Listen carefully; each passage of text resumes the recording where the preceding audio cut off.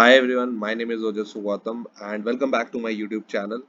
Today we will be discussing and doing the post-market analysis of the market today as well as the trades that I took today which eventually turned opposite to my entry locations. So we will be talking about the entry, about the exits, where I did the entry, where I did the exit. So stay tuned guys. अगर हम आज के chart की analysis करें so if you do the analysis for today as we can see if you have watched my previous video I have discussed कि ये वाला जो जोन था this was a very strong demand zone where every time the price was bouncing back and coming down and again it tried to bounce back tomorrow sorry yesterday. So yesterday की analysis अगर आपने देखी होगी तो आपको इस movement के बारे में पता चल जाएगा and I was expecting today कि ये शायद गैप अप ओपन होता आज और यहाँ पे वापस से प्राइस ऊपर आता but the sentiments of the market have changed and now as we can see here there is a big red candle at the open of the day. So बहुत ही बड़ी कैंडल एक bearish कैंडल थी, बहुत ही बड़ी bearish candle थी which clearly signaled that today was going to be a very bearish day. तो इतनी बड़ी कैंडल होना almost of around 76 points is a very big deal. तो इसने अपना जो डिमांड जोन था उसको एक ही बार में तोड़ दिया प्लस अपना जो मंथली सीपीआर लेवल था उसको भी तोड़ दिया इसने and then what happened कि this was the open price.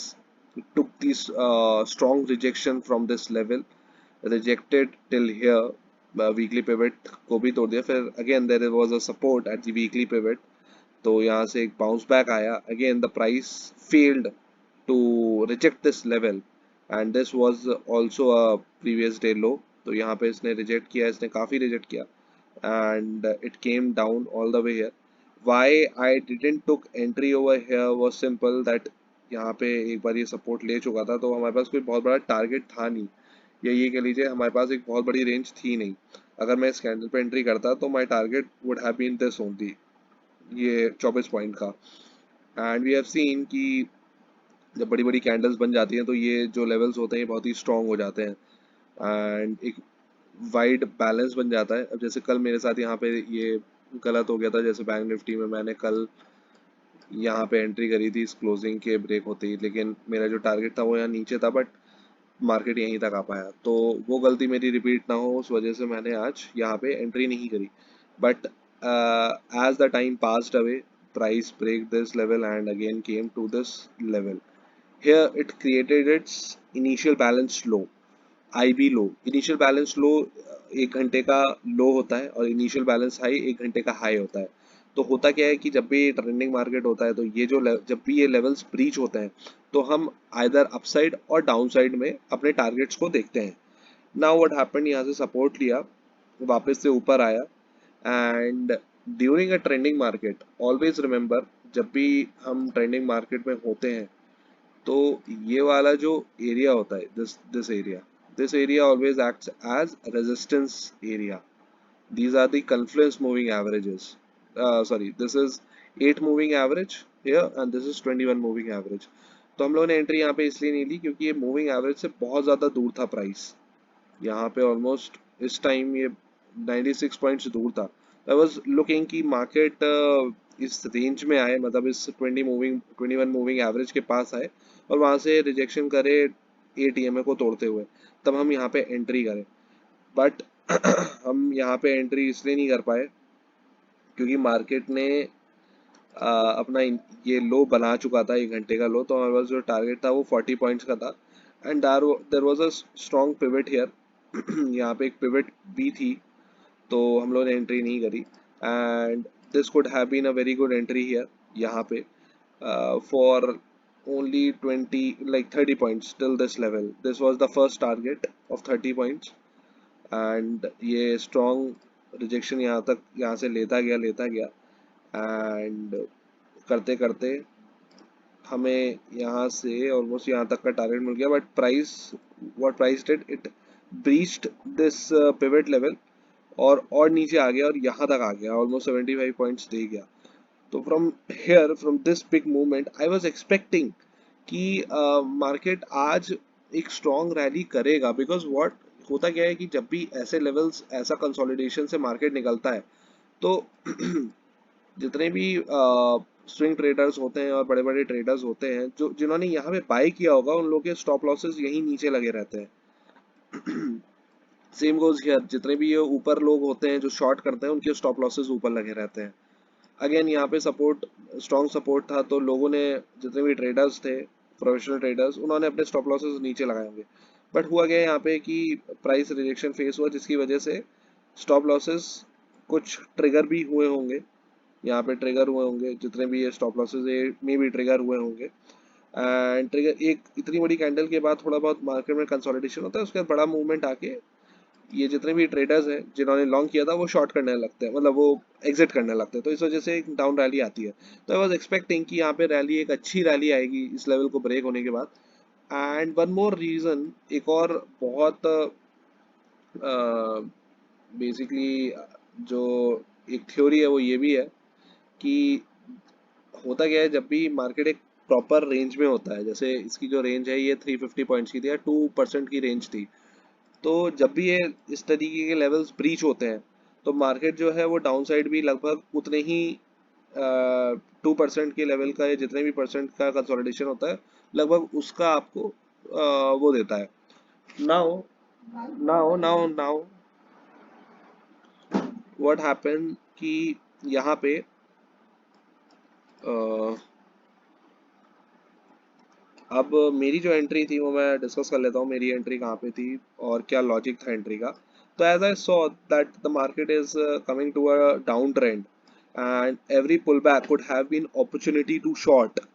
तो व्हाट आई डिड वाज कि मैं एक्सपेक्ट कर रहा था कि यहाँ से जब प्राइस रिजेक्ट करेगा इस लेवल से, तो मैं यहाँ पे शॉर्ट करूँगा।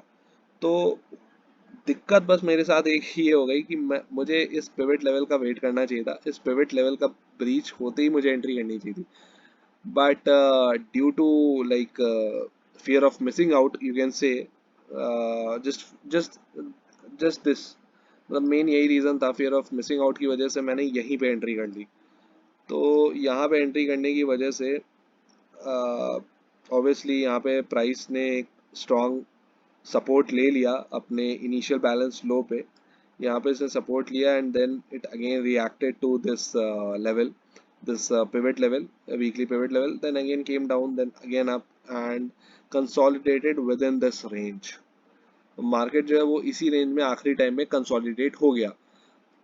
तो दिक्कत तो कोई नहीं हुई, लेकिन मार्केट का जो ओवरऑल सेंटिमेंट था, जो कि बियरिश सेंटिमेंट था, वो साइडवेज मार्केट में बदल गया।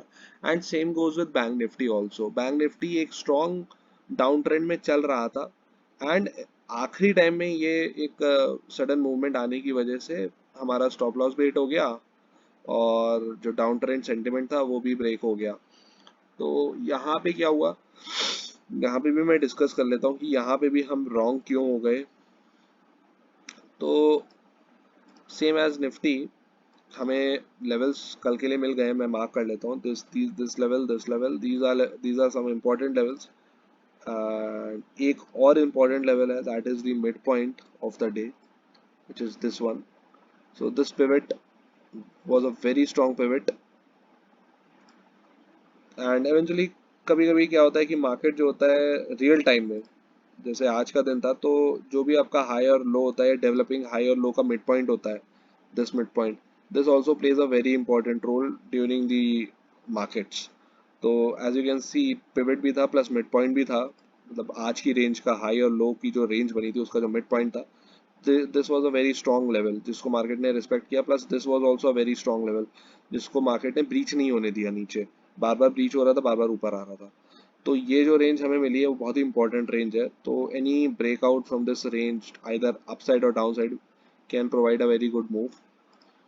बैंक निफ्टी में भी थोड़ा बहुत प्राइस नीचे ही गिरा है, but it is still supporting, इसलिए अभी भी बचा हुआ है क्योंकि यहाँ पे बहुत स्ट्रॉन्ग लेवल्स ऑफ सपोर्ट था और मार्केट ने बहुत ही स्मूथली इसको ब्रेक भी किया, बीच में थोड़ी वॉलेटिलिटी बढ़ी, बट इसने रिजेक्ट कर दिया था। तो आई वॉज लुकिंग कि अब कोई भी पुल बैक आएगा तो I would be entering here, but मुझे एंटर नहीं करना चाहिए था। रीज़न बीइंग कि यहाँ पे निफ्टी जो था वो कंसोलिडेट हो चुका था और Nifty, bank Nifty was still in down trend. तो व्हाट आई थॉट कि भाई, सेम थॉट्स कि भाई चलो वहाँ पे लॉस हो गया तो यहाँ पे रिकवर कर लेते हैं, but eventually this also turn against my trade. The movement was against my trade. Again यहाँ से जैसे ही मैंने एंट्री ली तो यहाँ से प्राइस रिजेक्शन आया था इस रेंज से। ये देखिए कैसे ये रेंज से रिजेक्ट कर रहा है प्राइस को। तो सेम अगेन यहाँ पे एक रेड कैंडल दिखी थी, कंफर्मेशन आया था, and again there was a second confirmation with this candle.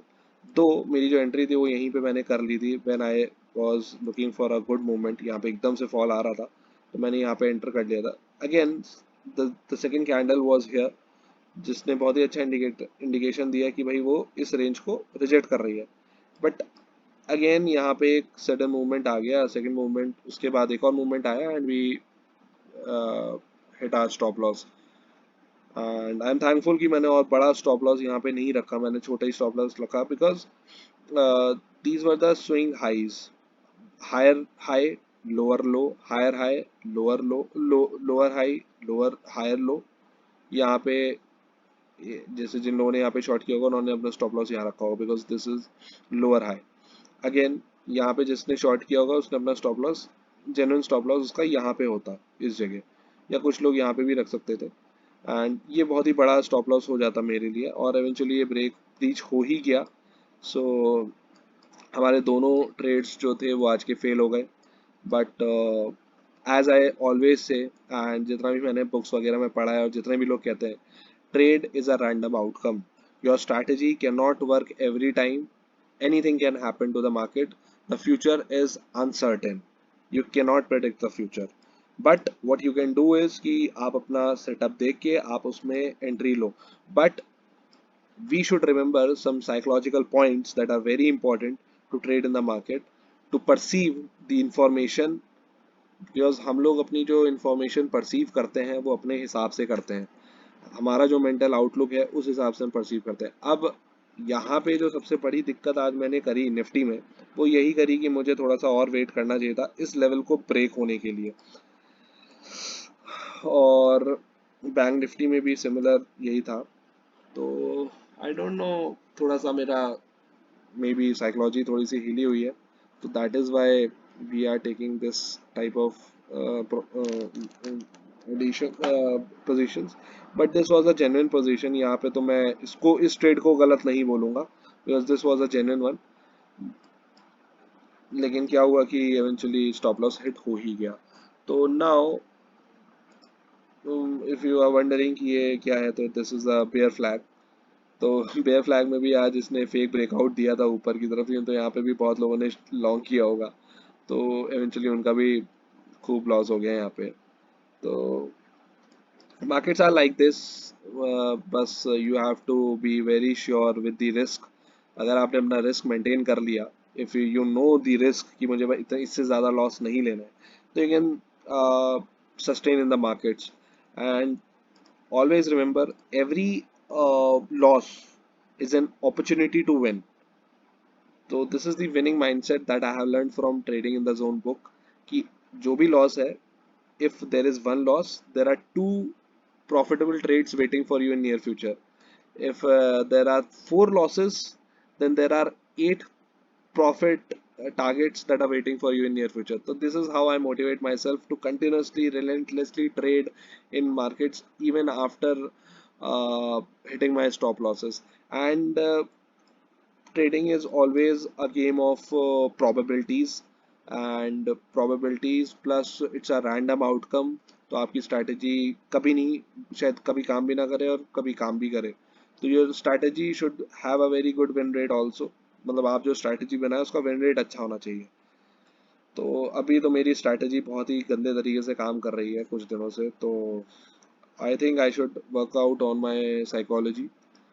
तो अब हम इम्पोर्टेंट लेवल्स की बात कर लेते हैं। तो these are some important levels. This is the initial balance high of the day, this is the initial balance high of the day, This is the high of the day. Again, the zone is being created, the supply zone, the smaller supply zone for intraday trades. And this was the low of initial balance low. This was the initial balance high, initial balance low, which was breached with a super candle. And again, this is the important level that market has respected. And here comes the low, day's low. Initial balance low is very important because हमारा जो closing price रहा वो भी इसी के पास ही रहा. तो these are the important levels that we have got here. बाकी पुराने लेवल्स हम डिलीट कर देते हैं, इनका कोई फायदा नहीं है.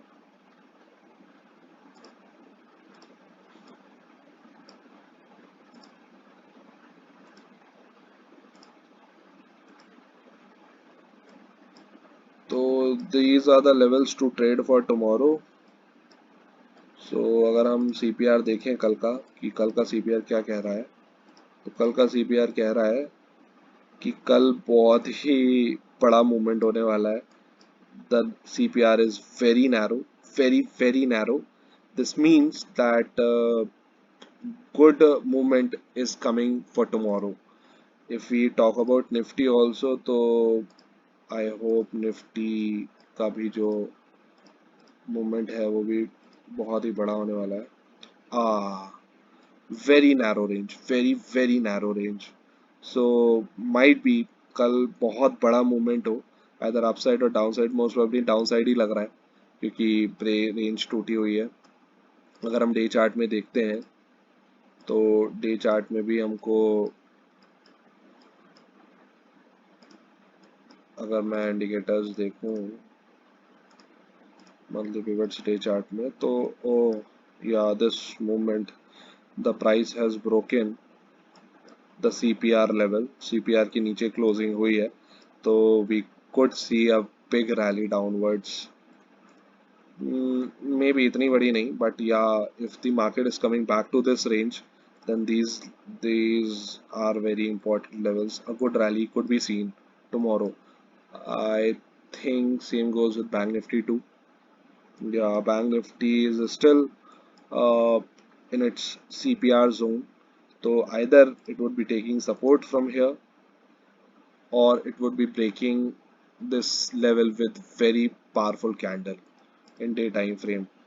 मंथ वीकली एनालिसिस अगर हम करते हैं वीकली चार्ट पे, तो वीकली चार्ट पे भी प्रेडिक्शंस कर लेते हैं. वीकली चार्ट पे अगेन स्टिल मूविंग एवरेजेस के प्राइस नीचे है, इसको रिजेक्ट कर रहा है, नैरो रेंज है.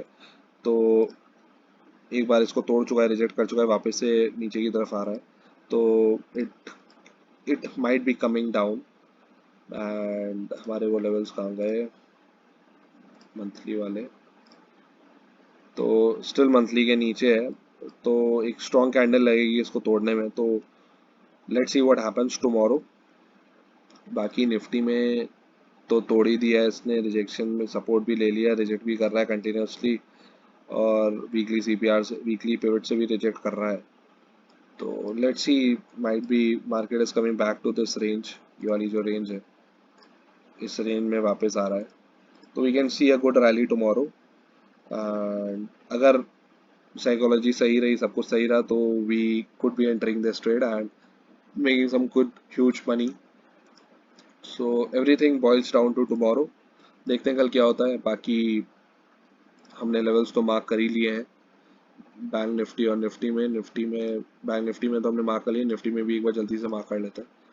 तो निफ्टी के जो लेवल्स थे, दिस वाज दी, पहले तो ओल्ड पॉइंट्स ये सब लेवल्स डिलीट कर दो, कल तो कचरा हो रहा है.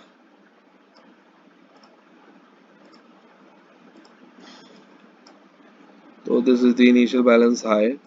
बहुत ही इंपॉर्टेंट जोन है ये, क्योंकि अगर मार्केट वापस से ऊपर आ रहा है और इस कैंडल को तोड़ देता है ऊपर, तो ये इस कैंडल पे जितने भी आज लोगों ने शॉर्ट किया था उनके स्टॉप लॉसेस सबके ऊपर ही होंगे. तो वापस से शायद प्राइस ऊपर रैली कर सकता है. लेकिन आज के जो हमें इम्पोर्टेंट लेवल्स है, एक तो ये वाला लेवल है, दूसरा हमारा इनिशियल बैलेंस लो, जिसने मार्केट ने जिसको बहुत एक बड़ा सपोर्ट माना है. and this is the day's low, and this is it. This is the closing price. Very important, very important thing. So these are the important levels. So might be market is coming down, और अगर इसने इसको अगर ये नीचे आता है तो यहाँ पे तो इसको टच करेगा ही, और इतना ज़्यादा नैरो सीपीआर है तो मे बी और ज़्यादा इसको ब्रेक डाउन कर दे तो और नीचे आ जाए, and we could see a very down trending market again. But maybe ऐसा भी हो कि ये इसको टकरा के वापस से ही ऊपर ट्रेंड हो जाए. तो लेट्स सी व्हाट हैपेंस. वरना तो हमारे पास ये लेवल्स हैं ही. वापस से एक ये लेवल है, वापस से इस रेंज में शायद मार्केट आ जाए, and then again this level. These are the levels. So let's see what happens tomorrow, how the market is going to perform tomorrow, and I hope you guys are learning something out of it. Basically मेरा जो logic है इन videos को बनाने का वो simple सा ये है कि मैं अपने जो जनरल ब्लॉग है, जो ट्रेड्स हैं उनको जनरल नहीं कर पाता हूँ. तो this is how I journal my trades. I like explain, I do the post market analysis video this way, so that मेरे लिए भी अच्छा हो, मुझे भी चीज़ें और क्लियर होती जाए, एंड साथ में आपको भी चार्ट एनालाइज करना समझ में आता जाए. तो thank you guys, thank you everyone for watching my video. I hope you loved it. Please give a thumbs up और कमेंट एज यू विश, जो भी आपको कमेंट करना है. एंड कोई ऐसी चीज़ है जो अभी आपको नहीं समझ में आ रही है या फिर और आप चाहते हो कि मैं उस पर एनालिसिस करूं, and if you want any particular stock analysis तो let me know using CPR levels. तो I hope this would help. Okay, thank you so much. Good night everyone.